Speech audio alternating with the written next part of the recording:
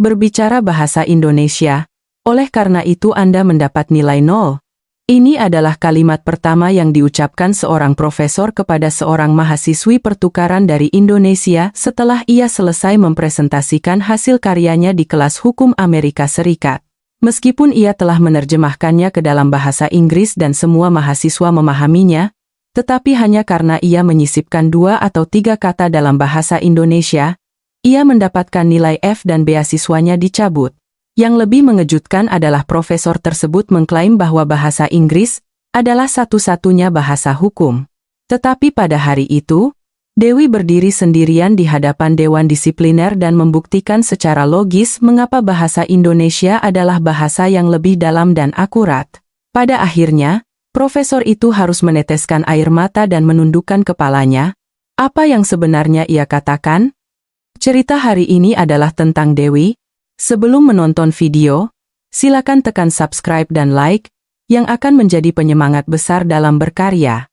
Dewi, 28 tahun, lulus dari Fakultas Hukum di Indonesia dan telah melanjutkan studinya di sebuah sekolah hukum di Amerika Serikat selama lebih dari setahun. Sejak kecil, ia diajarkan oleh ayahnya, seorang pengacara, tentang ketepatan bahasa. Baginya, hukum bukan hanya sebuah disiplin ilmu, tetapi sebuah komitmen seumur hidup. Hari itu, kelas diskusi berjalan seperti biasa. Itu adalah sesi untuk membandingkan dan menganalisis putusan pengadilan di berbagai negara. Di kelas hukum internasional Profesor Robert Miller, Dewi mengangkat contoh putusan pengadilan Indonesia untuk menjelaskan sebuah kasus. Dalam kasus ini, untuk melindungi pihak ketiga yang beritikat baik, kata khilafan adalah kuncinya, kata Dewi, menggunakan istilah bahasa Indonesia khilafan secara alami. Ia kemudian segera menerjemahkannya ke dalam bahasa Inggris dan menjelaskannya. Dalam situasi di mana sulit untuk mengkomunikasikan konsep hukum Indonesia yang unik hanya dengan bahasa Inggris, penjelasan Dewi justru menjadi lebih jelas dan akurat. Para mahasiswa mengangguk-angguk tanda mengerti. Meskipun itu adalah konsep hukum timur yang tidak familiar bagi mahasiswa Amerika, penjelasan Dewi yang mendetail membuat mereka dapat memahami nuansa-nuansa kecil tersebut. Selain itu, konsep rasa malu juga penting. Dewi melanjutkan. Ini mencakup rasa malu dan takut akan perbuatan salah, yang merupakan kesadaran akan kewajiban moral pada tingkat yang berbeda dari konsep konsiense atau hati nurani yang dibicarakan dalam tradisi hukum Barat. Ini bukan hanya keputusan internal individu, tetapi sebuah konsep yang mencakup tanggung jawab yang terbentuk dalam hubungan sosial dan prinsip-prinsip etika. Presentasi Dewi berjalan lancar sepanjang kelas. Setiap kali ia menggunakan istilah hukum Indonesia, ia segera menerjemahkannya ke dalam bahasa Inggris dan menjelaskan perbedaannya. Penampilannya seolah menjadi jembatan yang menghubungkan kedua sistem hukum tersebut. Kata keadilan sosial juga demikian, katanya. Konsep keadilan sosial dalam masyarakat Indonesia memiliki makna yang mencakup kebenaran moral dan etis yang lebih luas daripada konsep justise dari Barat, yang seringkali hanya bersandar pada supremasi hukum semata. Perbedaan-perbedaan ini memberikan perspektif penting dalam menafsirkan hukum internasional. Ketika kelas berakhir, beberapa mahasiswa mendekatinya untuk meminta penjelasan lebih lanjut, terutama mahasiswa yang mengambil studi Asia Tenggara sebagai mata kuliah minor.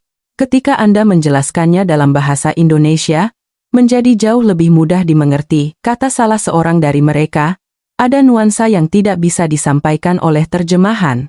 Dewi merasa bangga dengan kenyataan bahwa ia dapat menggunakan bahasa ibu dan bahasa Inggris untuk mengkomunikasikan konsep hukum yang lebih lengkap dan akurat. Ia berpikir, inilah pertukaran akademis internasional yang sesungguhnya. Malam itu, Dewi menelepon ayahnya.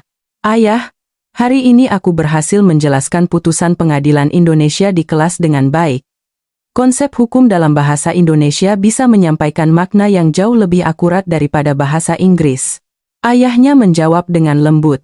Benar, Dewi anakku. Bahasa bukan hanya alat komunikasi biasa, tapi juga kerangka berpikir. Kemampuanmu dalam berbahasa Indonesia akan sangat membantumu dalam studi hukum. Yang terpenting Ayah bangga padamu karena kamu bisa berkomunikasi dengan dunia tanpa meninggalkan identitas keindonesiaanmu.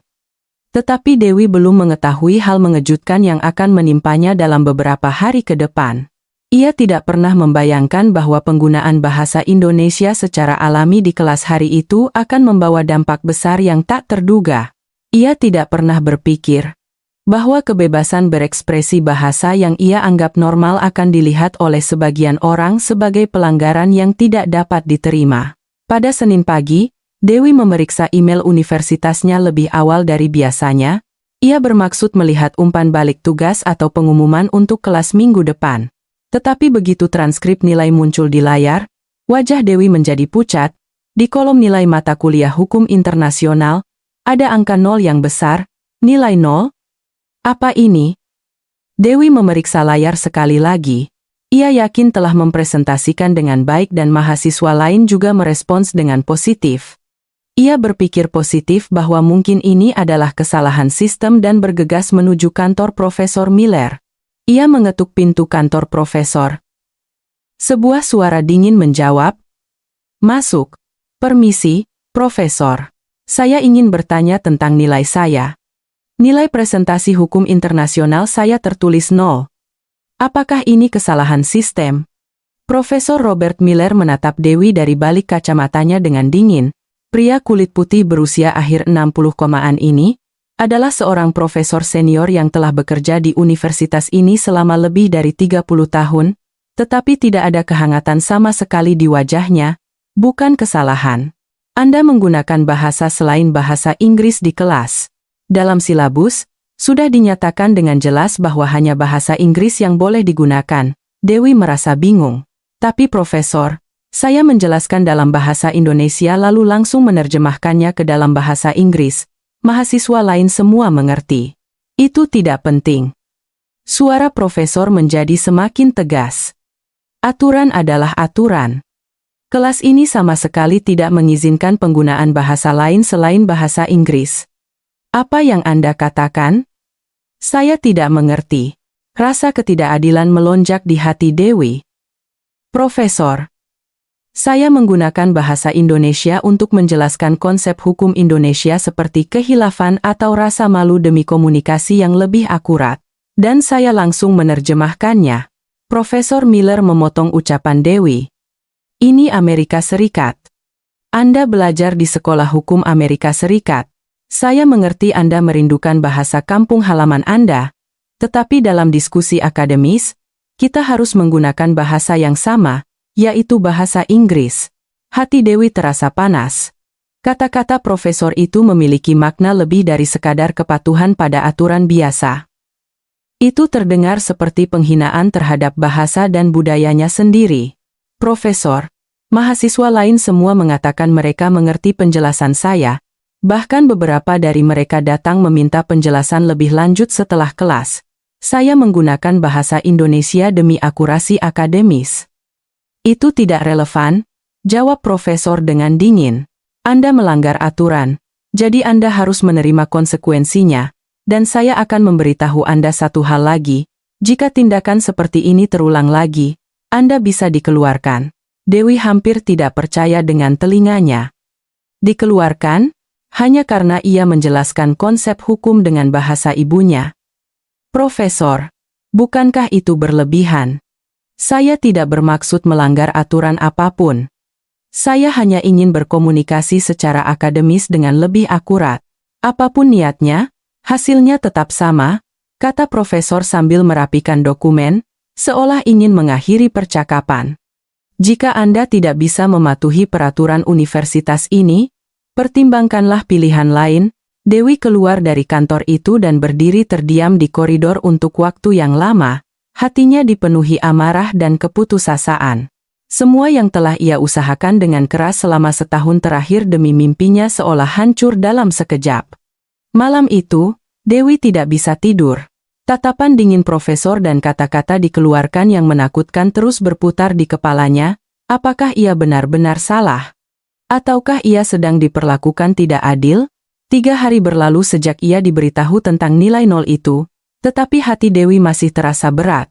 Ketika membuka buku di perpustakaan, Huruf-huruf itu tidak masuk ke matanya, dan sulit untuk berkonsentrasi di kelas lain. Yang paling sulit ditahan adalah tatapan teman-teman mahasiswanya. Kabar menyebar dengan cepat tentang mahasiswi Indonesia yang menggunakan bahasa Indonesia di kelas dan mendapat nilai 0. Beberapa mahasiswa menatapnya dengan pandangan iba, tetapi sebagian besar tampaknya menjaga jarak dengan hati-hati. Dewi, kamu tidak apa-apa? Jennifer, yang sekelas dengannya di hukum internasional, menyapanya dengan hati-hati. Ia adalah salah satu mahasiswa yang mendengarkan presentasi Dewi hari itu. Sejujurnya, tidak begitu baik, jawab Dewi jujur. Aku tidak tahu apa yang salah kulakukan. Aku hanya ingin menjelaskannya dengan lebih tepat dan akurat. Jennifer melihat sekeliling lalu berkata dengan suara pelan, "Menurutku profesor bertindak keterlaluan. Aku mengerti semua yang kamu jelaskan. Lagi pula, jika dijelaskan hanya dengan bahasa Inggris, aku tidak akan mengerti nuansa-nuansa kecil itu." Secerca harapan kecil muncul di hati Dewi. Benarkah? Kalau begitu, bisakah kamu menjadi saksiku? Bantu aku bicara dengan profesor atau... Tetapi ekspresi Jennifer menjadi muram. Maaf, Dewi. Aku ingin sekali membantu, tapi Profesor Miller terlalu berpengaruh di universitas ini. Aku tidak mau berhadapan dengannya dan mempengaruhi nilaiku. Dewi mengangguk. Ia mengerti perasaan Jennifer. Semua mahasiswa hidup di tengah persaingan yang ketat, dan menantang seorang profesor membutuhkan keberanian yang sangat besar. Beberapa mahasiswa lain juga menunjukkan reaksi serupa. Mereka menyatakan simpati secara pribadi dan memberinya semangat, tetapi untuk mendukungnya secara terbuka tampaknya menjadi hal yang memberatkan bagi mereka. Lepaskan saja. Bagaimana? Sarah, teman sekamar Dewi, menyarankan dengan hati-hati, tidak baik membiarkan nilai satu mata kuliah mempengaruhi seluruh studimu. Lain kali, kamu bisa lebih berhati-hati. Dewi merasa sesak, semua orang memberinya nasihat yang terdengar masuk akal, tetapi jauh di lubuk hatinya, ia berpikir bahwa ia tidak bisa membiarkannya begitu saja. Ini bukan hanya masalah nilai satu mata kuliah. Malam itu, Dewi mengambil surat dari ayahnya dan membacanya untuk pertama kali setelah sekian lama. Itu adalah surat yang ditulis ayahnya sebelum ia berangkat ke Amerika. Dewi, putri ayah. Tempat yang akan kamu tuju adalah sumber belajar yang luar biasa. Tetapi terkadang, hal-hal sulit bisa terjadi. Jika itu terjadi, ingatlah selalu bahwa bahasa adalah kedalaman pemikiran dan alat untuk mengekspresikan pikiranmu. Jika seseorang mencoba menekan kata-katamu, itu berarti mereka mencoba menghalangi pemikiranmu sendiri.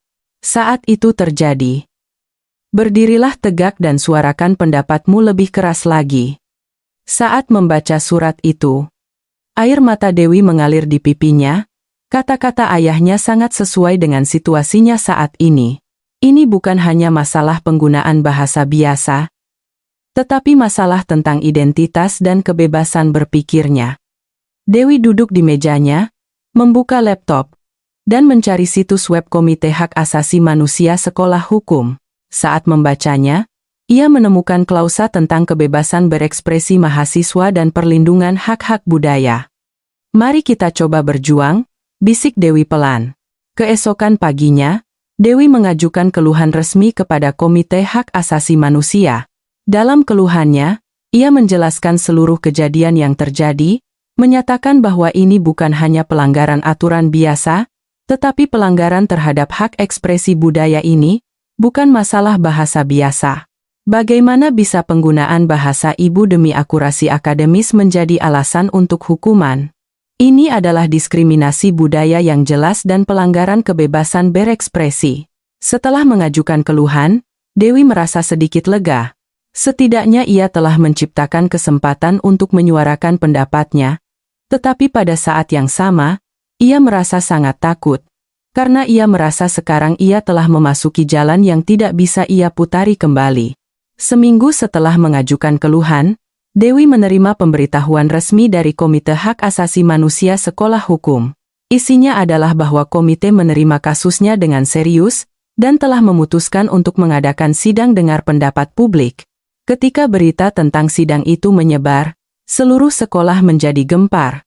Jarang sekali konflik antara mahasiswa dan profesor berkembang menjadi proses formal seperti ini. Terutama, isu diskriminasi budaya yang terkait dengan penggunaan bahasa menjadi sorotan, menarik perhatian khusus dari banyak mahasiswa internasional. Dewi mempersiapkan diri untuk sidang dengan mencari informasi relevan di perpustakaan. Ia meneliti putusan-putusan yang berkaitan dengan kebebasan berekspresi, kebebasan akademis, dan hak-hak budaya hingga larut malam. Tetapi jauh di lubuk hatinya, ia masih sangat cemas. Apakah argumennya akan diterima? Di tengah-tengah itu, seseorang yang tak terduga datang menemuinya. Ia adalah Profesor David Chen, seorang profesor senior berambut putih berusia 70-an. Profesor Chen adalah seorang profesor senior yang telah bekerja di universitas ini selama lebih dari 40 tahun dan juga anggota inti dari Komite Hak Asasi Manusia. Mahasiswi Dewi, punya waktu sebentar. Suara Profesor Chen lembut. Iya, Profesor, jawab Dewi tegang. Saya sudah mendengar ceritamu. Menurut saya ini adalah masalah yang sangat menarik, kata Profesor Chen sambil duduk di kursi. Di sidang nanti, alasan apa yang akan kamu gunakan untuk membela diri? Dewi menjelaskan alasan yang telah ia siapkan satu persatu. Profesor, saya menggunakan bahasa Indonesia demi akurasi akademis. Konsep hukum terbentuk dalam konteks budaya, jadi ketika dijelaskan dengan bahasa aslinya maknanya dapat tersampaikan dengan lebih akurat. Profesor Chen mengangguk. Lanjutkan. Selain itu, saya menggunakan bahasa Indonesia lalu langsung menerjemahkannya ke dalam bahasa Inggris. Ini bukan monolog, tetapi tindakan untuk berkomunikasi. Jika ini dianggap pelanggaran aturan, komunikasi akademis di era multikultural ini bisa terhambat. Perspektif yang bagus, mata Profesor Chen berbinar. Tapi ada satu hal lagi yang lebih penting, yaitu motivasi pribadi. Mengapa Anda memilih untuk berjuang kali ini? Dewi berpikir sejenak, lalu membuka mulutnya dengan pelan. Profesor, sejak kecil saya selalu mendengar kata-kata ini dari ayah saya, bahwa bahasa adalah kedalaman pemikiran. Penjelasan saya tentang konsep hukum dalam bahasa Indonesia bukan hanya masalah terjemahan, itu terhubung langsung dengan cara saya berpikir dan cara saya memahami dunia. Profesor Chen mendengarkan dalam diam. Jika saya menyerah di sini, itu sama saja dengan mengirim pesan kepada semua mahasiswa internasional dalam situasi yang sama bahwa bahasa dan budaya kalian tidak diterima di sini. Itu bukan dunia yang saya inginkan. Profesor Chen menatap Dewi untuk waktu yang lama. Di matanya, ada rasa kagum yang bercampur. Mahasiswi Dewi, saya menghormati keberanian Anda. Saya tidak tahu apakah pantas untuk mengatakan ini, tetapi saya sendiri pernah mengalami pengalaman serupa ketika saya masih muda. Tentu saja situasinya berbeda. Pengalaman seperti apa, Profesor? Ini adalah cerita, ketika saya bergabung dengan gerakan hak-hak sipil di tahun 60-an. Saat itu juga banyak orang yang mengatakan, aturan adalah aturan, hukum adalah hukum. Jantung Dewi berdebar kencang. Ia menyadari bahwa profesor senior ini berada di pihaknya. Bicaralah dengan berani di sidang nanti. Ketulusan Anda akan tersampaikan, kata Profesor Chen sambil berdiri. Dan satu hal lagi, ingatlah selalu bahwa terkadang keberanian satu orang bisa mengubah seluruh sistem. Sidang tinggal 1 minggu lagi. Dewi mempersiapkan diri lebih intensif. Tetapi yang terpenting adalah menyampaikan ketulusannya, sesuai saran Profesor Chen. Pada hari sidang, aula utama sekolah hukum lebih ramai dari biasanya, tidak hanya mahasiswa, tetapi juga beberapa dosen dan wartawan ikut hadir. Karena cerita Dewi telah menarik perhatian sebagai masalah keragaman budaya dalam pendidikan secara umum, di luar konflik pribadi biasa. Dewi berdiri di depan podium presentasi dan menarik napas dalam-dalam.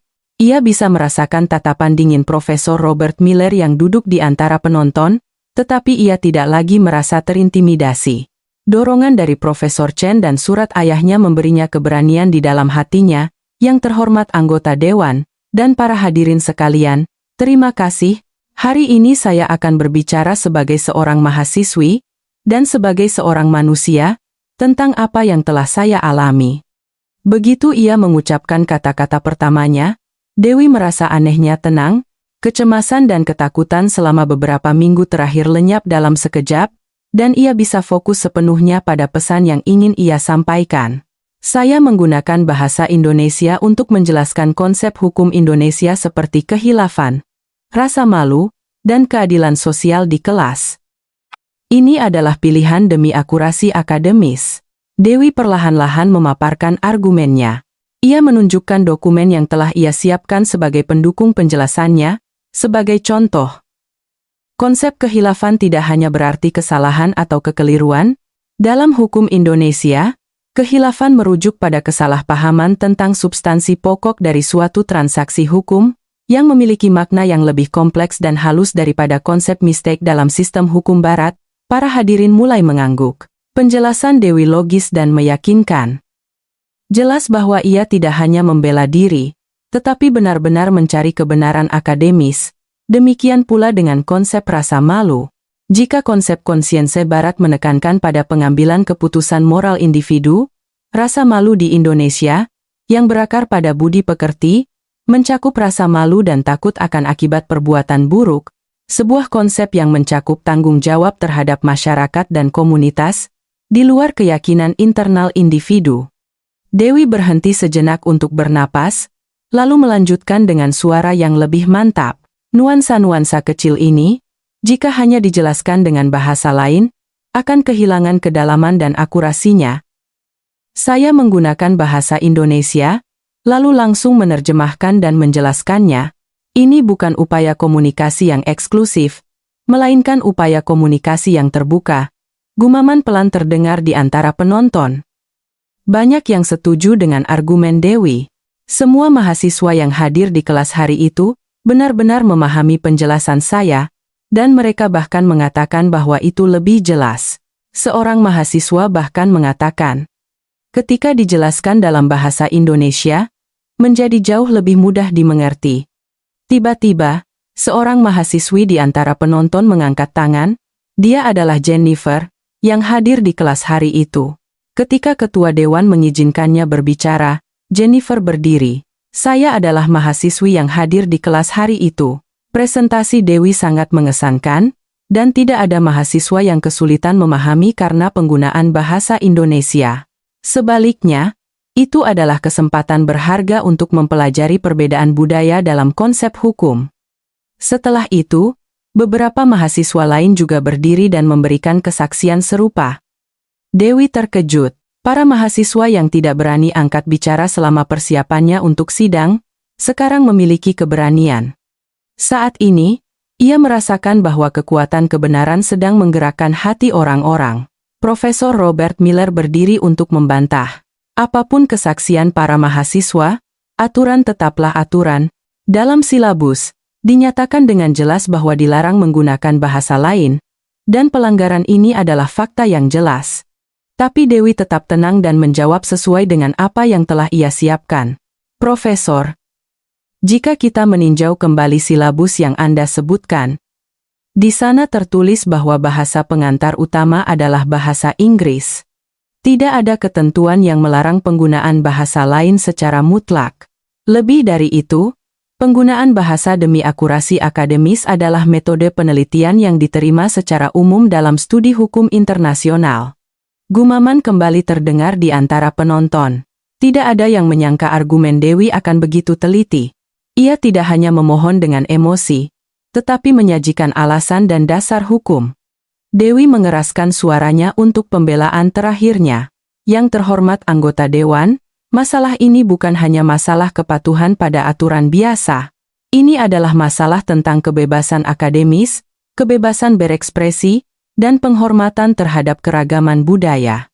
Jika komunikasi akademis yang menggunakan bahasa ibu dilarang, kita sedang meninggalkan pertukaran akademis internasional yang sejati. Pada saat itu, Profesor David Chen mengangkat tangan. Semua orang mengalihkan perhatian pada ucapannya, sebagai anggota inti dari komite. Ruangan menjadi sunyi senyap, bahkan suara napas pun hampir tak terdengar. Profesor David Chen berdiri perlahan. Sebagai seorang profesor senior berusia 70-an, gerakannya memang lambat, tetapi ketegasan yang terpancar cukup untuk membuat seluruh ruangan hening.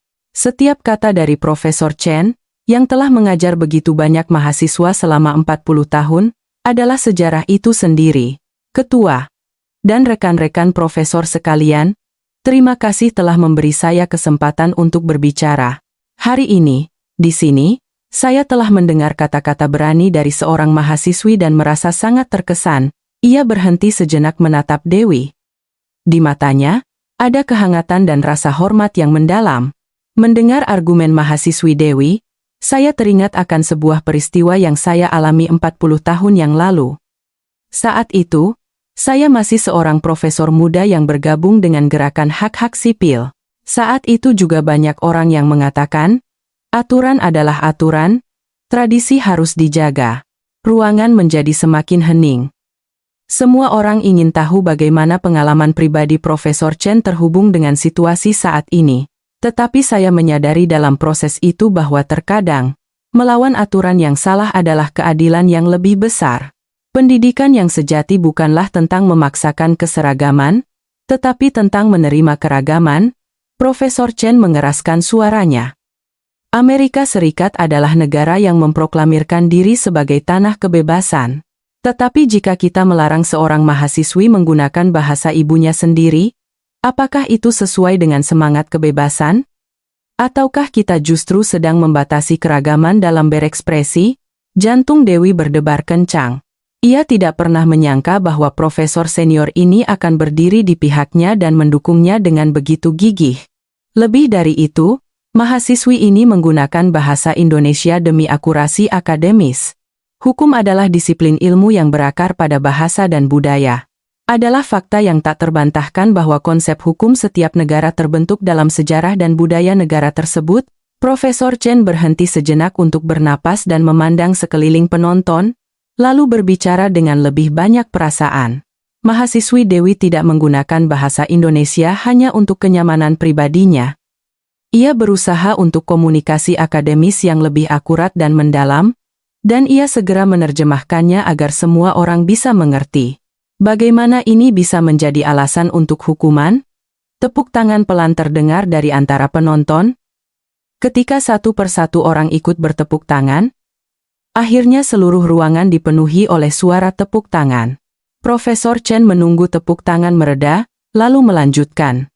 Sebagai anggota komite, saya mengusulkan agar nilai mata kuliah hukum internasional mahasiswi Dewi segera dievaluasi kembali. Dan universitas kita harus secara aktif mendorong penggunaan bahasa yang beragam untuk tujuan akademis di masa depan. Pada saat itu, Profesor Robert Miller tiba-tiba berdiri, wajahnya merah padam. Profesor Chen, itu berarti mengabaikan pelanggaran aturan yang jelas. Jika kita terpengaruh oleh permohonan emosional seorang mahasiswi, disiplin pendidikan akan runtuh. Tetapi Profesor Chen menjawab dengan tenang. Profesor Miller, disiplin yang sejati tidak berasal dari keseragaman, tetapi dari keadilan. Dalam tindakan mahasiswi ini, saya melihat dedikasi akademis, bukan pelanggaran aturan. Pada saat itu, anggota dewan lainnya angkat bicara. Saya juga setuju dengan pendapat Profesor Chen. Kasus mahasiswi Dewi harus menjadi kesempatan bagi universitas kita untuk berkembang menjadi institusi pendidikan yang benar-benar bertaraf internasional. Setelah itu, anggota dewan lainnya mulai menyatakan pendapat yang setuju dengan arah ini. Suasana telah berubah total menjadi berpihak pada Dewi. Ketua dewan mengucapkan kata-kata terakhir. Diskusi telah berjalan dengan cukup. Dewan akan membuat keputusan akhir. Tidak lama setelah itu, ketua mulai membacakan putusan. Komite Hak Asasi Manusia Sekolah Hukum memutuskan sebagai berikut. Pertama, mengubah nilai mata kuliah hukum internasional mahasiswi Dewi dari 0 menjadi nilai tertinggi. Sorak-sorai gembira terdengar di aula. Dewi tidak bisa menahan air matanya. Kedua, tindakan diskriminatif bahasa oleh Profesor Robert Miller dianggap sebagai pelanggaran etika pendidikan. Oleh karena itu akan diteruskan ke Komite Etik Universitas. Sekarang wajah Profesor Miller pucat pasi. Ia tidak pernah menyangka akan menghadapi hasil seperti ini. Profesor Chen mendekati Dewi dan berkata dengan hangat, "Selamat, Mahasiswi Dewi, keberanianmu telah menciptakan semua perubahan ini. Seminggu setelah sidang selesai, berita kemenangan Dewi menyebar ke seluruh universitas dan bahkan di media lokal. Artikel berita dengan judul "Diskriminasi Memalukan di Sekolah Hukum AS di Era Multibahasa" dimuat di beberapa media, dan cerita Dewi menarik perhatian banyak orang. Tetapi perubahan yang sesungguhnya baru saja dimulai. Komite Etik Universitas memulai penyelidikan serius terhadap Profesor Robert Miller. Kesaksian bahwa ia telah melakukan tindakan diskriminatif serupa terhadap mahasiswa internasional lainnya mulai muncul satu persatu. Dewi sedang duduk membaca buku di perpustakaan ketika seorang pengunjung tak terduga datang. Dia adalah Raj, seorang mahasiswa pertukaran dari India. Ia mendekati Dewi dengan hati-hati dan berkata, "Dewi, sebenarnya aku juga pernah mengalami pengalaman serupa denganmu." Suara Raj penuh dengan perasaan yang telah lama terpendam. "Pengalaman seperti apa?" "Tahun lalu, di kelas Profesor Miller, ketika aku menjelaskan tentang sistem kasta di India, aku menggunakan beberapa istilah Sanskerta. Lalu profesor berkata, di sini kita hanya menggunakan bahasa yang beradab. Saat itu aku merasa sangat terhina, tapi aku harus menahannya, takut nilaiku akan menjadi buruk." Hati Dewi terasa sakit. Ia tahu bahwa bukan hanya dirinya, tetapi mahasiswa internasional lainnya juga telah menerima luka yang sama. "Raj, sekarang kamu tidak perlu menahannya lagi. Bisakah kamu memberikan kesaksian tentang pengalamanmu kepada komite etik?" Raj ragu-ragu. Tetapi akhirnya mengangguk. "Karena kamu telah menunjukkan keberanian, aku juga akan mencobanya." Beberapa hari kemudian, lebih banyak kesaksian muncul. Seorang mahasiswa dari Tiongkok bersaksi bahwa ketika ia menjelaskan sejarah hukum Tiongkok menggunakan aksara Tionghoa, ia diejek dengan mengatakan bahwa huruf gambar tidak cocok untuk kelas hukum. Seorang mahasiswa keturunan Arab mengungkapkan bahwa ketika ia menggunakan bahasa Arab untuk menjelaskan konsep hukum Islam, ia dituduh secara mengejutkan menggunakan bahasa teroris. Mendengar kesaksian-kesaksian ini, Dewi menyadari betapa berartinya perjuangannya. Keberanian kecil satu orang sedang mengungkap akar masalah yang tersembunyi yang jauh lebih besar. Hasil penyelidikan komite etik diumumkan. Profesor Robert Miller segera diberhentikan dari jabatannya dengan tuduhan tindakan diskriminatif bahasa yang berulang dan pelanggaran etika pendidikan. Itu adalah momen ketika jabatan profesor yang ia pertahankan selama 30 tahun berakhir dalam sekejap. Tetapi Dewi justru merasa sedih daripada rasa balas dendam. Ia berpikir bahwa Profesor Miller hanyalah salah satu individu dari generasi lama yang tidak bisa menerima perubahan zaman dan telah menjadi terisolasi. Perubahan yang lebih penting terjadi di tingkat institusional. Dekan sekolah, hukum mengadakan rapat darurat, fakultas dan mengumumkan kebijakan baru. Mulai sekarang, universitas kita akan secara aktif mendorong penggunaan bahasa yang beragam untuk tujuan akademis. Konsep hukum setiap negara dapat dipahami paling akurat dalam bahasa dan budaya negara tersebut. Inilah bentuk sejati dari pendidikan tingkat internasional. Sesuai dengan kebijakan baru, sebuah seminar hukum multikultural didirikan, dan program di mana mahasiswa dari berbagai negara dapat memperkenalkan sistem hukum negara mereka dengan bahasa ibu mereka dimulai. Dewi diundang untuk menjadi pembicara pertama. Malam itu, Dewi menelepon ayahnya. "Ayah, aku berhasil. Aku telah mengajar hukum dengan bahasa Indonesia." Suara ayahnya penuh dengan kebanggaan. "Dewi, putri ayah. Ayah sangat bangga padamu. Apa yang kamu pertahankan bukan hanya bahasa biasa, tetapi cara kita berpikir, identitas kita. Seperti yang selalu ayah katakan, bahasa adalah kedalaman pemikiran." Kata-kata itu memberiku kekuatan. Setelah menutup telepon, Dewi memandang keluar jendela. Di kampus, masih banyak mahasiswa berlalu lalang, dan di antara mereka ada banyak mahasiswa internasional. Sekarang mereka tidak perlu lagi menyembunyikan bahasa dan budaya mereka. Perubahan yang lahir dari keberanian kecil Dewi ternyata jauh lebih besar dari yang diperkirakan.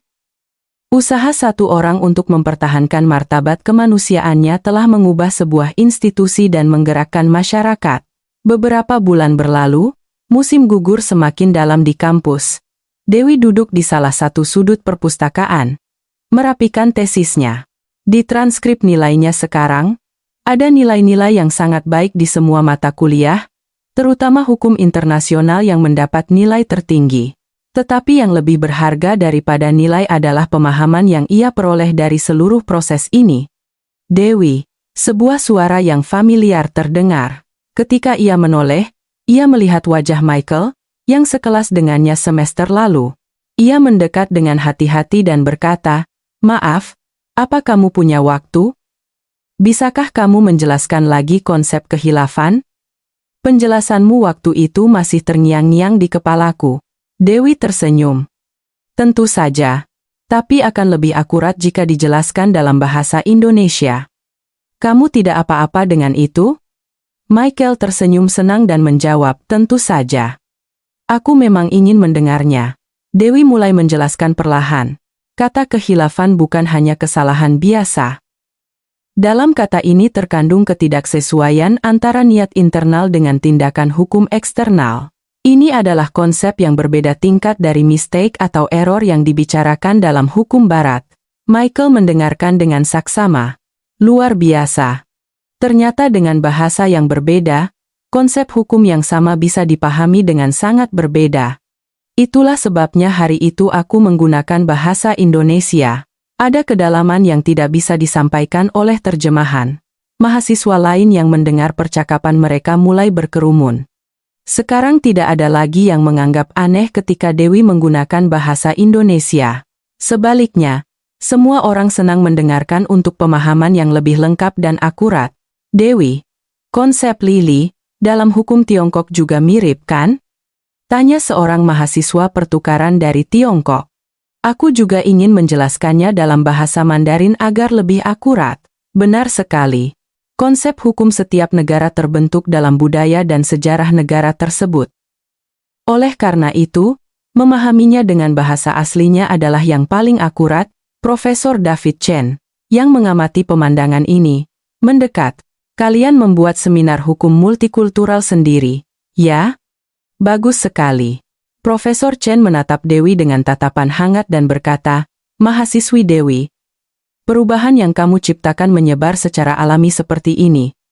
Apakah kamu merasa bangga?" Dewi mengangguk. "Profesor, awalnya saya hanya ingin memperbaiki ketidakadilan yang terjadi pada diri saya sendiri. Saya tidak pernah berpikir akan ada perubahan sebesar ini. Itulah kekuatan keberanian yang sejati. Rasa keadilan kecil dari satu individu dapat mengubah masyarakat secara keseluruhan. Kamu telah menunjukkannya." Malam itu, Dewi menulis surat terakhir untuk ayahnya. "Ayah, sekarang aku benar-benar mengerti makna sebenarnya dari kata-kata yang selalu ayah ucapkan. Bahasa adalah kedalaman pemikiran. Usahaku untuk mempertahankan bahasa Indonesia bukan hanya karena cinta pada bahasa ibu. Tapi itu adalah bagian mendasar yang terkait dengan cara aku berpikir dan cara aku memahami dunia." Saat menulis surat itu, Dewi mengingat kembali perjalanannya selama beberapa bulan terakhir. Dari keterkejutan saat menerima nilai 0, ketakutan harus berdiri sendirian, getaran di sidang, dan akhirnya kemenangan yang diraih. Seluruh proses ini telah membuatnya lebih kuat dan lebih bijaksana. Sekarang kalau dipikir-pikir, Profesor Miller mungkin punya alasannya sendiri. Aku mengerti perasaan generasi tua yang sulit menerima perubahan. Tapi meskipun begitu, menurutku apa yang salah harus tetap diubah. Beberapa hari kemudian, Dewi menerima berita tak terduga. Kasusnya telah memberikan dampak ke universitas lain, menyebabkan beberapa institusi pendidikan mulai meninjau kembali kebijakan pendidikan multikultural mereka. Tindakan kecil yang berani dari satu orang telah menciptakan dampak luas di seluruh masyarakat. Suatu hari sebelum wisuda, Dewi berjalan di kampus dan berpikir, bahasa bukan hanya kebangsaan, tetapi kedalaman kebenaran. Ini adalah kebenaran paling berharga yang ia temukan melalui seluruh proses ini. Langit dihiasi awan yang berarak. Di kampus, masih banyak mahasiswa dari seluruh dunia yang sedang membangun impian mereka. Sekarang, mereka tidak perlu lagi menyembunyikan bahasa dan budaya mereka. Melalui pintu kecil yang telah dibuka oleh Dewi, kebenaran dan keragaman yang lebih besar bisa mengalir masuk. Mahasiswi yang mendapat nilai 0 hanya karena menggunakan bahasa Indonesia, Ia telah membuktikan kepada dunia dengan satu pembelaan, dan profesor Amerika yang ada dalam peristiwa itu akhirnya harus meneteskan air mata. Bahasa bukan hanya alat komunikasi biasa, tetapi kerangka berpikir yang menentukan bagaimana kita berpikir dan bagaimana kita memandang dunia. Keberanian Dewi adalah kemenangan indah dalam mempertahankan kebenaran mendasar ini, sebuah kisah tentang keberanian kecil yang membawa perubahan besar, dan langkah sunyi seseorang demi kebenaran, yang telah menciptakan sebuah kisah harapan. Jika para penonton menyukai video hari ini, silakan berkomentar dan beritahu kami dari mana Anda mendengarkan. Kami ingin mendengar cerita dari semua penonton. Terima kasih.